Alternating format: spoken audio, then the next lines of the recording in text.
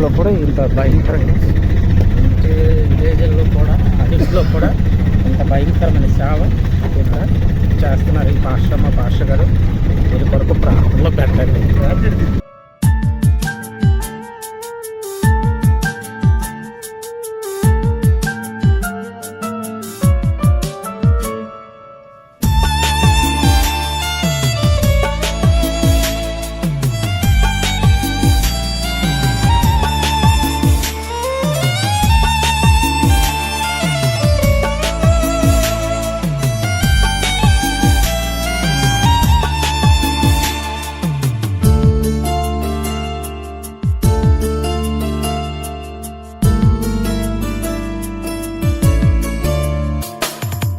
నీదు సేవలో సాగిపోవుట నేను కలిగి ఉన్న యేసయ్యా.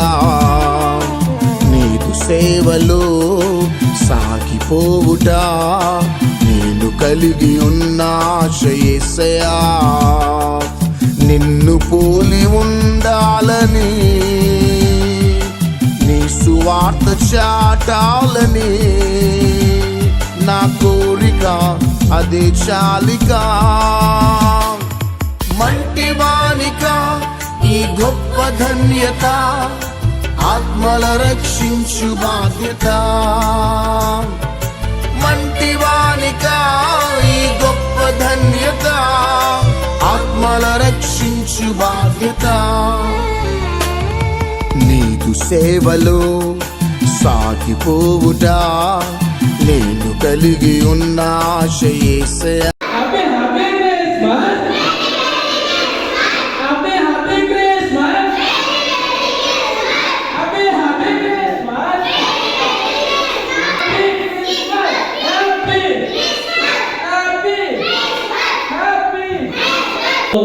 మీరందరూ ఆమేన్. యేసు అనే పేరుకి అర్థం ఏంటి? రక్షకుడు అనే అర్థం. యేసయ్య దగ్గర మనం ఉంటే ఆయన మనల్ని రక్షిస్తాడంట. ఆయన యేసయ్య నమ్ముకుంటే మనం రక్షిస్తాడు. దేని నుంచి రక్షిస్తాడు? దేని నుంచి రక్షిస్తాడంటే నీ పాపము నుంచి రక్షిస్తాడు, మీ దోషాల నుంచి రక్షిస్తాడు, మీ యొక్క అపవిత్రత నుంచి రక్షిస్తాడు, మీరు నరకం వెళ్ళకుండా రక్షిస్తాడు. నీ కొరకు తోడుగా ఉండే దేవుడు యేసుక్రీస్తు. నువ్వు ఎలా ఉన్నావో చూడట. నువ్వు అందంగా ఉన్నావా, నీకు చెయ్యి పనిచేస్తున్నాయి, కాలు పనిచేస్తుందా? ఆయన ప్రేమించి వచ్చే దేవుడు. ఆయన మనం ఏం చేస్తాడంట? అద్భుతాలు చేస్తాడు. ఆయన మనం తోడుకుంటూ ఏం చేస్తాడంట? ప్రమాదంలో వెళ్తే ఆ ప్రమాదం రానివ్వకుండా తన దేవతతో తోడుగా ఉంచుతాడంట. అక్కడ అర్థమవుతుందా? నువ్వు నదిలో కొట్టుకుపోవాలని సైతాన్ గారి చిత్తమైతే దేవుడి చిత్తమైన తెలుసా? ఆ నదిలో నుంచి బయటికి బోట్ లాగా తీసుకురావడానికి, రక్షించడానికి వచ్చిన దేవుడే యేసయ్య. నువ్వు ఎప్పుడైతే ప్రార్థన చేస్తావో, ఎప్పుడైతే వాక్యం చదువుతాడో, దాన్ని బట్టి మనలో దేవుని ఆత్మ నివసించడం మొదలవుతుంది. మనతో యేసయ్య తోడుగా ఉంటాడు. యేసయ్య తోడుగా ఉన్నాడు అనుకో, మన చుట్టూ కూడా జాగ్రత్తలు ఉంటాయి. ఇప్పుడు కలెక్టర్ ఇక్కడ వచ్చారనుకో, కలెక్టర్ పాటు ఎవరో వస్తారు? పోలీసులు అందరూ వస్తారా? చాలా మంది పోలీసులు వస్తారు కదా, పోలీసులు. అలాగే యేసయ్య మనకు తోడుగా ఉన్నాడు అనుకో, ఎన్ని దేవతలు మనకు తోడుగా ఉంటాయి. మన కళ్ళకు కనబడదు, కానీ ఎక్కడైనా సైతాన్ గాడు నిన్న అపాయంలో పడేయాలా అని అనుకుంటాడు. రోగంలో పడేయాలా, వ్యాధిలో పడేయాలా, అపవిత్రతలో పడేయాలా, ఈ లోకంలో పాపంలో పడేయాలా, లేకపోతే గాయపరచాలా అని అనుకున్నప్పుడు యేసయ్య తోడుగా ఉంటాడు. మిమ్మల్ని విడిచిపెట్టాడు. ఆయన ఆ అపాయం నుంచి కాపాడతాడు. నీ తల్లి, నీ పిల్లలు, నీ యొక్క అన్నదమ్ములు, నీ సొంత వారు మిమ్మల్ని విడిచిపెట్టచ్చేమో, కానీ యేసయ్య విడిచిపెట్టే దేవుడు కాదు. మీ రూపాన్ని చూసే దేవుడు కాదు యేసయ్య.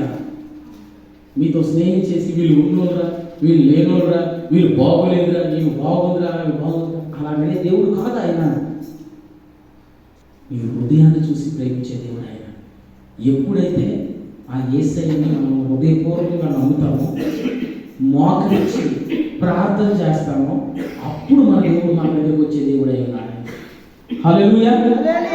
అర్థమవుతుందా? బాగు చేస్తాడు ఆయన, స్వస్థపరుస్తాడు ఆయన. ఆయన మర్చిపోకూడదు, ఆయన ప్రార్థన వదిలేయకూడదు, ఆయన ప్రార్థనకు పరిగెట్టుకొని రావాలా, ఆయన పాటలు పాడాలా, వాక్యం చదవాలా, ఆయన మీద విశ్వాసం ఉంచాలి. పిల్లలు మీ చదువులు బాగుపడాలంటే పుస్తకాలు చదవండి. పుస్తకాల కంటే ముందు బైబిల్ చదవాలి. మీరు నాలుగులో నుంచి దేవుని వాక్యం రావాలా, అప్పుడు వారి జీవితాలు మారుతాయి. హల్లెలూయా. మీరు ప్రార్థించి మీ జీవితాలు మారుతాయి, మీరు అద్భుతకరమైన మార్గంలో నడుస్తారు. ఈ కేకును కట్ చేస్తున్నాం, దీని అర్థం ఏంటో తెలుసా? నూతన సంవత్సరంలో అడుగు పెడుతున్నాము. ఎందుకు కట్ చేస్తున్నాము? అది కట్ అయ్యి మన నోట్లో తీయగా ఉండడం, రైట్? అలాగనే మన జీవితాల్లో ఏదైతే యేసయ్యకి ఇష్టం లేదో అవన్నీ మన నుంచి కట్ అయిపోవాలా. ఆమేన్. యేసయ్యకి ఇష్టం లేవన్నీ కట్ అయిపోను కాక ఈ కేకు లాగా తీయగా ఉండే జీవితం మనలో ఉండును గాక. ఆమేన్. తండ్రి, కుమార, పరిశుద్ధాత్మ నామములో ఈ కేక్ కట్ చేస్తున్నాం. హల్లెలూయా. దేవుడి నామములో కలుగును గాక. ఓకే. మా తండ్రి, తండ్రి, ఇక్కడ ఆత్మీయంగా మీరు జన్మించిన విధానం పట్టిన శరీరపరమైనటువంటి జీవితాలు మాకు జీవితంలో ప్రార్థిస్తున్నాం తండ్రి.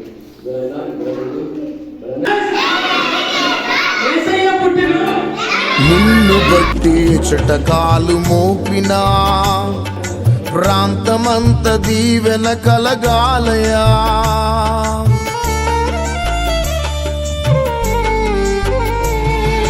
నిన్ను బట్టి చటకాలు మోపినా ప్రాంతమంత దీవెన కలగాలయా. నా వైపు చూచు వారికి నీవు కనబడాలి, నా వైపు చూచు వారికి నీవు కనబడాలి. నన్ను మరుగు చేయుమని నా ప్రార్థన యేసయ్యా.